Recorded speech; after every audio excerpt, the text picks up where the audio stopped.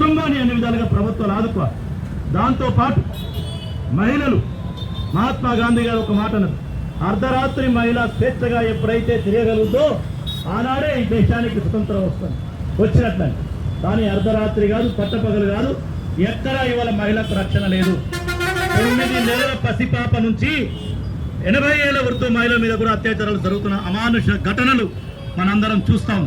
అందుకే దీనికి పరిష్కార మార్గాలు ప్రభుత్వం చేయవలసిన అవసరం ఉన్నది. ఇటువంటి ఒక సమాజం ఎందుకు అభివృద్ధి చెందుతా ఉంది, ఇలాంటి ఆలోచనలు ఎందుకు కొద్ది మందిలో వస్తూ ఉంది, దీనికి కారణాలను చాలా లోతైన అన్వేషణ సాగాలి.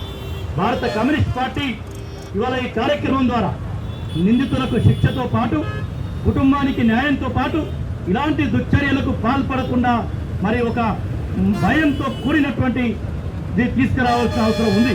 కానీ అంతటితోనే ఆగకుండా ఇలాంటి దుర్మార్గపు ఆలోచనలు, లేకపోతే అనైతికమైన ఆలోచనలు, మరి మనిషి మృగంగా మారేటటువంటి ఆలోచనలు ఎందుకు వస్తా ఉన్నాయో దీని మీద పరిశోధన చేయాలి. అట్లా చేయగలిగినప్పుడే దీనికి ఒక శాశ్వత పరిష్కారం అయింది. అందుకే ఇవాళ సమాజంలో అన్నదమ్ముల మధ్య, భార్యాభర్తల మధ్య, తల్లిదండ్రులు పిల్లల మధ్య, తోటి ప్రజల మధ్య ఒక విద్వేషపూరితమైనటువంటి భావజాలం పెరుగుతాం. దీనికి వ్యతిరేకంగా మనుషుల మధ్య ఒక ప్రేమ, ఆప్యాయత, ఒక నైతిక